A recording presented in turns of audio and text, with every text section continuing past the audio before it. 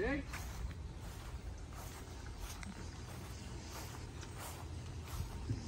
Mamaya papasyan tayo sa kabila. Pero nandito Sir, pasyan nyo ako sa manuka niya, sir.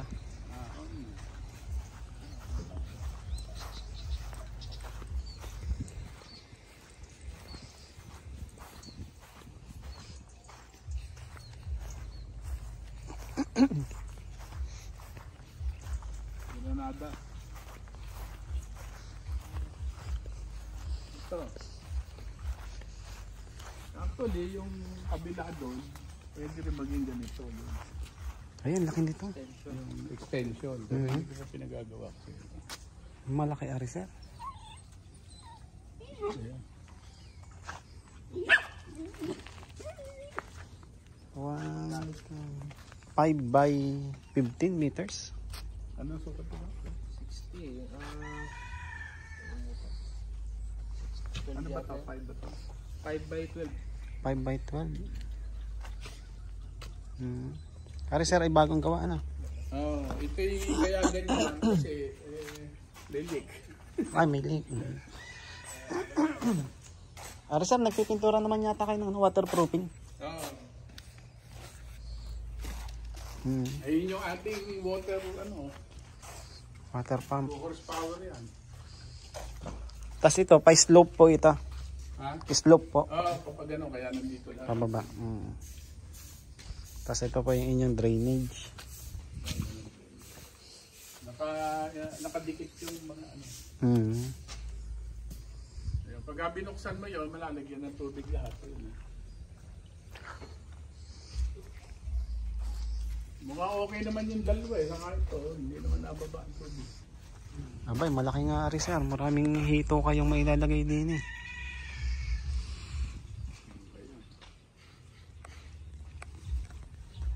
Masaya yan.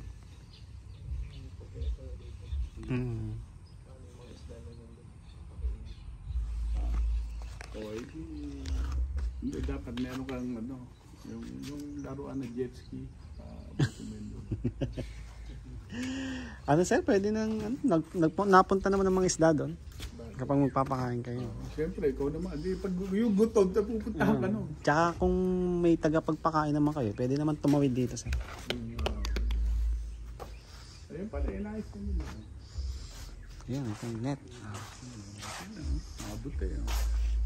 Tama pala sukat ko.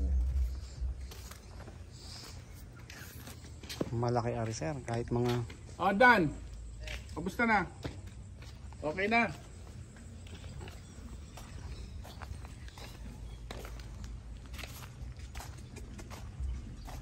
Kapag magpapakain kayo manok, dito nyo lang ilagay, sir. Oo, ang ano ko, sabi ko, ibiting nyo sa mga ganun, sa buhayin. Nakabitin lang. Ibibitin lang po. Para hindi, 5 yung buto, hindi. 5 by 12 meters. O kaya lagyan nyo ng sir, screen sa ilalim. Ay, ibig sabihin, sir, eto, wala na itong butas. Wala na yun. Hindi nababa eh. Yun lang po. Kung makikita mo, doon lang, hanggang doon lang siya kasi overflow.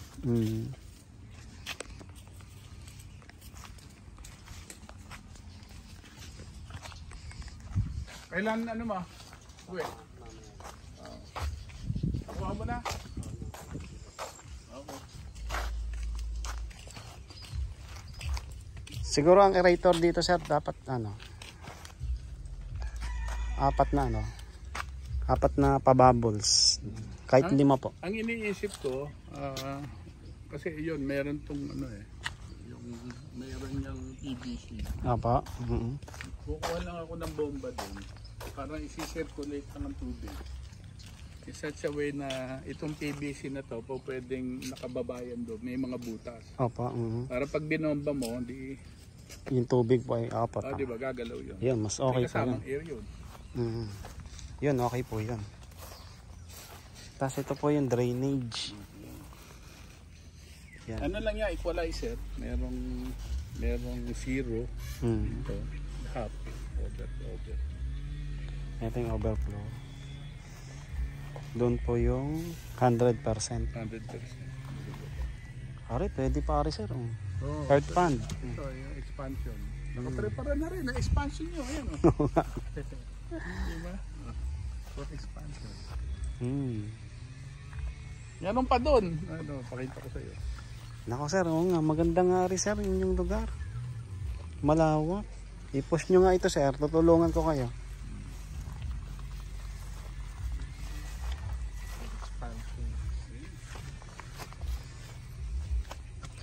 Yan, yan ang lupa na sir, malaki. Malawak.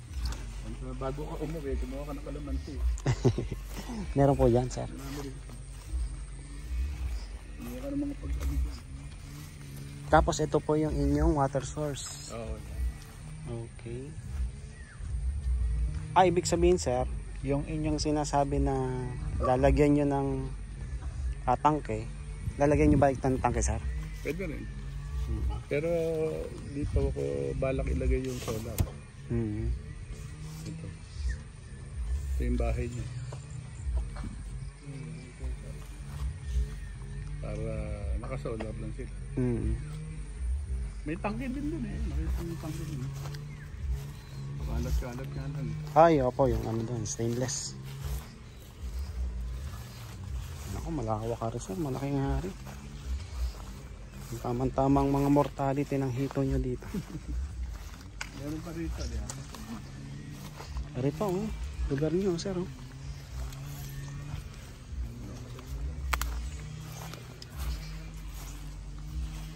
Yan oh. Malawak. 5 by 12 meters. Ito yung isang garden. Ayan. So yung effluent, yung aalisin mo doon na hitod, na tubig dito pupunta. Para Ay, okay. diligan. Oo nga po. Saka dito, may garden kasi dito.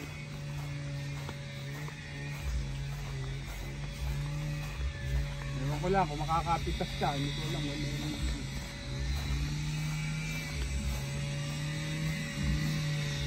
Yan. Yan po ang tangke sir ng mga manok. ha? Tangke ng tubig ng manok po yan sir.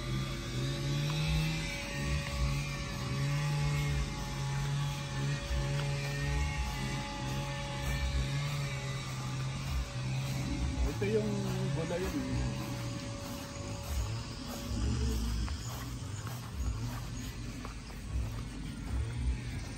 Gulayan po ito.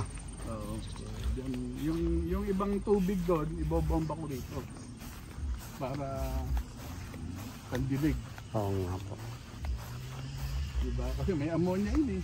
Opo, pataba po yan sa Taba sa halaman. halaman po ninyo yan. Ayan. Anong mga halaman po yan? Ayan, okay. Yan, si sir.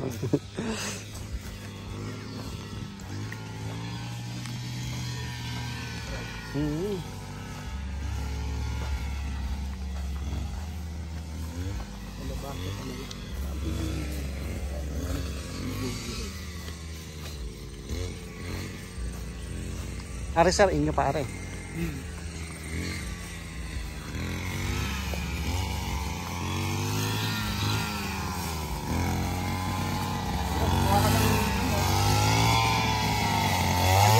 Patay.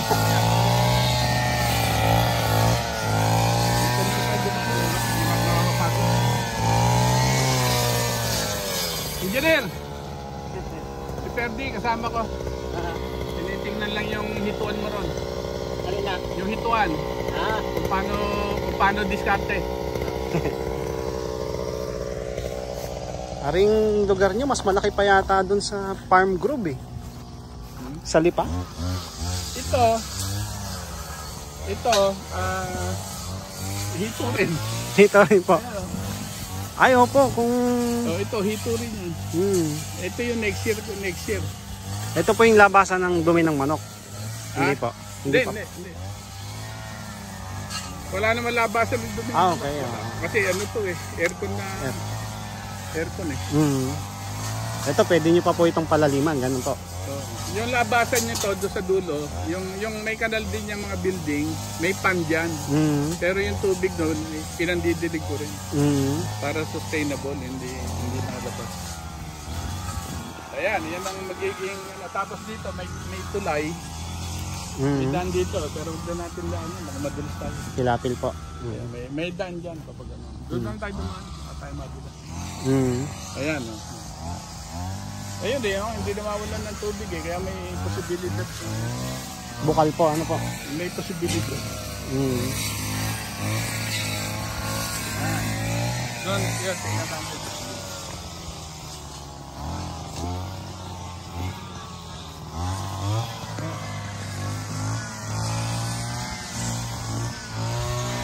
Kastanya.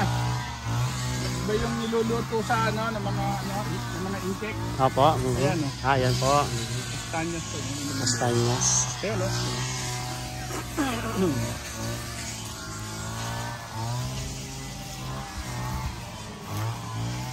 Shortcut na lang tayo.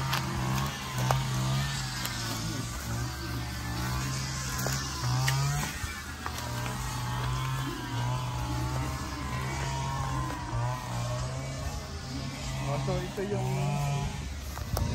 pwede natin susunod. Yung expansion doon sa Caribe.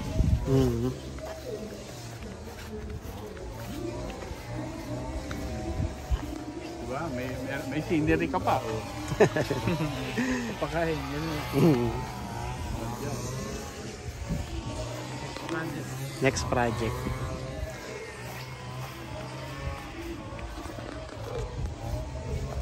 Ito nursery namin. Ayan po, yung may takip po na yan. Niisip ko dito ko ilalagay yung crayfish. Plano niyo rin mag-crayfish, sir? Hindi, dito ko lang napanood kasi umupo ako sa tabi niya nung pinapanood ko. Nakita ko ba ano yun? Oo nga, sir. Nakakatuwa lang. So ito ang aming sikreto dito. Ay, ano po yan, sir? Vanilla. Ano po yan, sir? Vanilla. Vanilla? Spicy. Naikwento ko na sa iyo sikreto ng corn. Dapat Vanilla? Ano po yun? ha? Di ba yun yung di ba pag na-order ka ng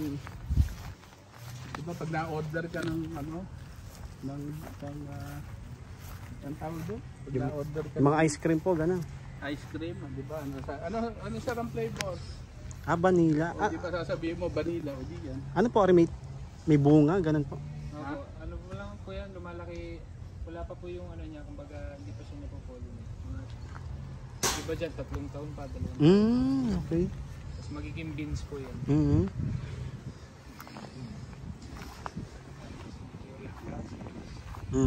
Sa ngayon, ganyan pa lang. Dapat pala palagyan mo ng palagyan ng net.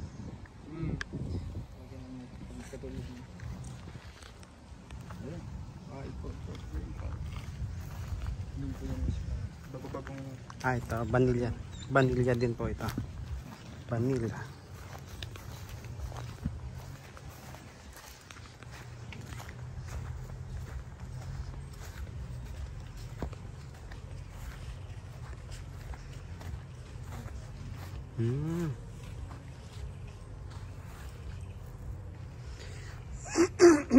dami ng project. Vanilla. Gusto mo mag-exercise dito lang, maggala-gala ka lang, exercise na. Vanilla, hito, crayfish. Ano pa, sir? Gusto niyo alagaan? Crayfish, wala na, tayo lang kakain. Para lang kambing yun. Yung hito, commercial yun. Commercial.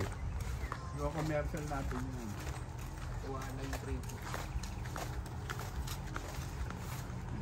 Yan, ito ang tayo nakita mo doon, subukan na.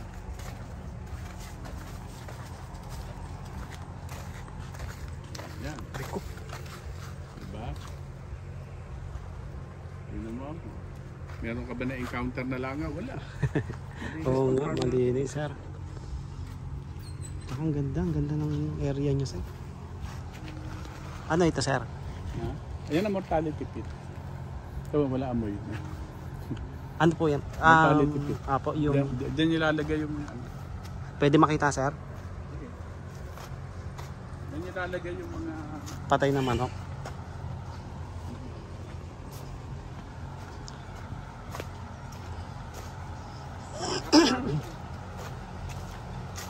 Ay, sarado po. Walang amoy, no? Opo.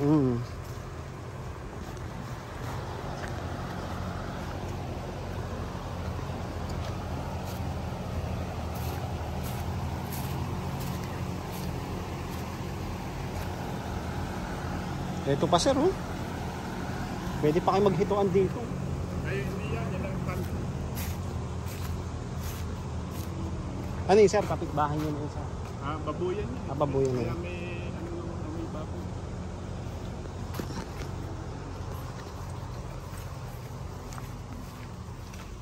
Wala nang amoy, sir.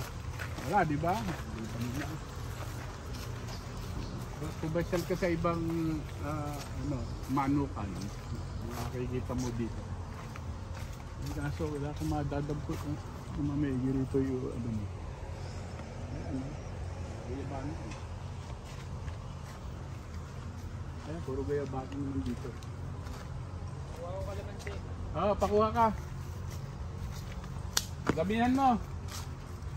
Para may maiuwi naman si Ferdi. Yun, bala ko doon lagay ng bibe. Bibi po. Nakabako na rin yan. Pero later na yan kasi this priority. Mga less priority. Bandang huli na lang. Mag-exercise ka na. Sige nga, sir. I-post nyo nga, sir, ang hituan niya, sir. At talaga naman, magiging pinakamalaking hituan kayo din, eh. Oo, sir. Post nyo. Tapos, tawagan nyo lang ako.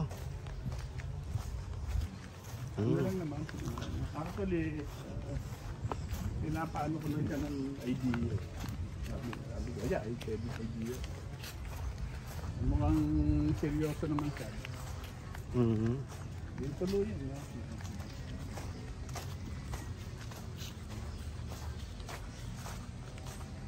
Ang dami na natin gayabano.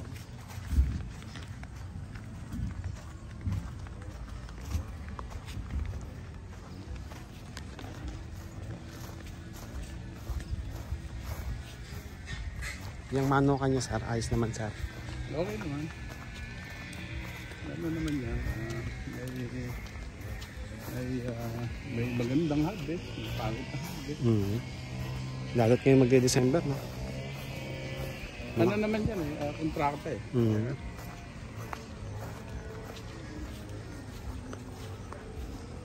Minsan lang, nasisigitan. Hindi mo ganda. Nakasisingitan, sir, na Pangit ang loob. Pwedeng makita, sir, ang loob ng manok. Eh, walang manok. Ay, walang ngayon. Nagliliwas.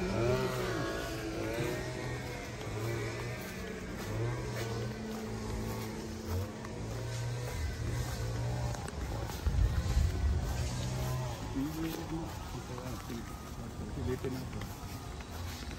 Pero walang... Ito, tangke niya, sir, sa buong ano na to, farmlight tank. Pero meron dito mga jetmatic. Ito kasi, yan, ito. Power. May mga jetmatic pa yan, meron pa din jetmatic. Dati yung silipin nyo.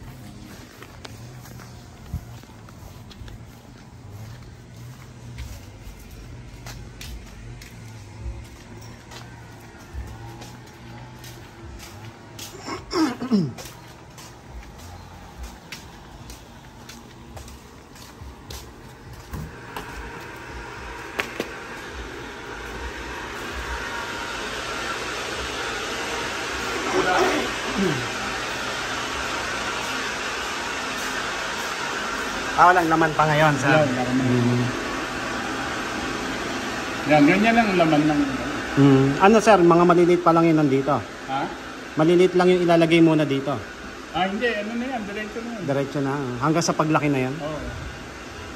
Naka ano yan eh, may automatic feeder, Mm. automatic drinker, Ganito pala yun, oh, kasi napapanood ko lang ito sa TV, mga ganito eh. tapos ito parang pinaka-aircon nila, Mm. mga cooling pad, may mga motor dito dito. Ito yung control panel yeah, sa right side. Mm.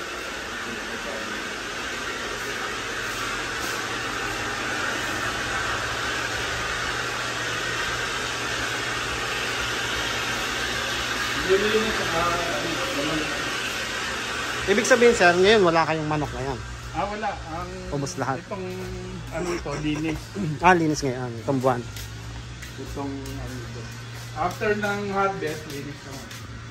Naka-harvest na kayo sir? Oo. Tapos na. Tapos na yung harvest. Meron akong ano doon, yan oh. Ito pangalawa ito sir. Tingnan mo lahat, may index pa sa pito. Malawak nga. Para rin yan yun, para rin sa binti. Pag ano naman yan sir? Oo. Yun yung protection naman sa mga langaw na napat. Mm-hmm. Ay, anong ginagawa niyo sir? Bakit walang langaw dito? Cleanliness talaga. Yung tamang fly control. Mm. Hindi mo may iwasan na mayroon langaw sa labas kasi bukid ko eh. Parang may nabibili sir na parang anti-langaw na ano. May fly control. Fly control. From the larva, Ah. larva pa lang hindi magiging langaw. Hindi magiging adult. Ano isa So may, merong larva side, adult side. may manager talaga kayo dito sir? Meron. Na talagang ayun, nag-aral talaga. Dedicated siya. Hindi naman actually nag-aaral. Wala nang, hindi mo naman mapag-aaralan to sa ano. Diba? Homegrown. Homegrown. Parang gano'n. Yung katabi namin ni ano yun manggahan.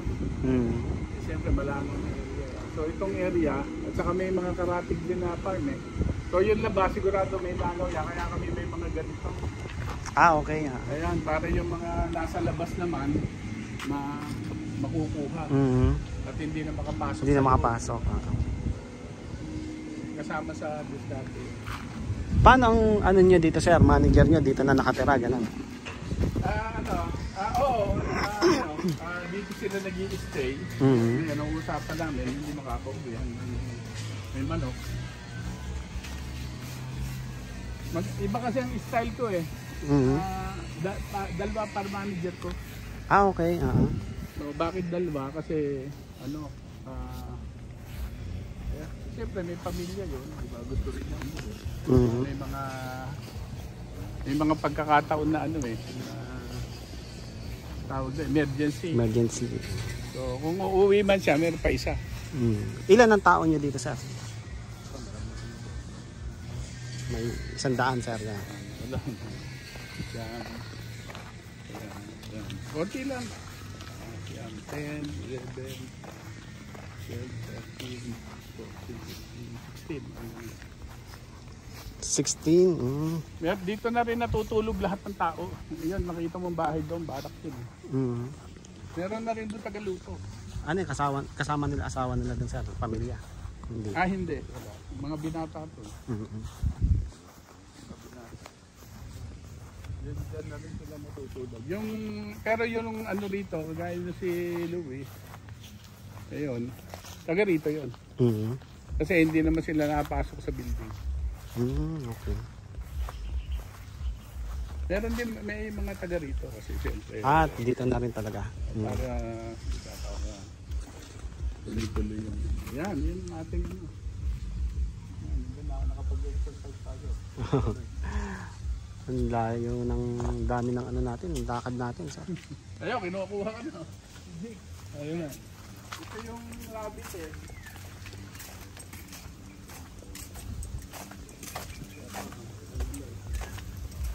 Ito yung ililipat natin. Ito ang isa sa farm manager dito si Alan. Naka-vlog ka. Hi ka naman sir sa vlog natin. Naka-vlog ka sir, naka-vlog. Uy, ano sir? Anong breed to sir? Ito New Zealander. New Zealander. Ewan ko yung iba. Parang Ari California. Uy, yun, ganda nito. Anak sir, yung puti. Ganda ng itim. New Zealand kasi namatay na yung puti. Ang ganda oh. Ay, ano, ito yung sinabi ko, ililipat natin. Ililipat to. Ito po yung buntis niyan, sir. Ito, Yung tatlo po. basino mo. Yung rabbit po yung itim. Baka si Pogi. Ito, dito ko balak ilagay yung ano. Mhm. Halimbawa, yung bang parang may tiles ka na ano, may tubig. Parang, Yung kuhanan sir ng mga pang-out. Ganun. kung ano man. Diba? O kaya, meron yung sinasabi mo. Na Pag-practice mo yung isang buntis doon. hatchery po, ano po. O, pwede rin. Dito, sa area na. Ayun sir, oo nga, pwede nga kayo mag-hatchery Diba? dito sir. Oh. Ito, ililipat ko na doon sa isa, doon sa tinuro ko sa iyo. Mhm. Ayun, lawak pa rin. Sa hatchery business sir, maganda rin ang hatchery business. Pati sa, yan, lalo sa grow out din. Sa hatchery business, mabilis naman ang pera doon. Hatchery. Lalo kung ang hatchery nyo o yung palakihan nyo ng fingerlings ay earth pond, yan, maganda po yan. Mabilis po lumaki ang isda. Kung sa concrete ang isda po ay lumalaki ng isang buwan, pwede na kayo mag-harvest. Doon sa earth pond, pwede na kayo mag-harvest ng 2 weeks, 3 weeks. Sa concrete, mga isang buwan at kalahati, mga ganun. Yan. Pwede nang ipambenta yung mga fingerlings. Pero sa earth pond, yan, mas maganda. Ang maganda yung dito, lasang manok. O, kita mo na, meron ba ganun? Dito may flavor na manok. Bakit? Ayaw ko doon. Malawak ka rin sir, itong area nyo. Oo nga sir, push nyo to sir. At magiging pinakamalaking hituan kayo dito sa Batangas.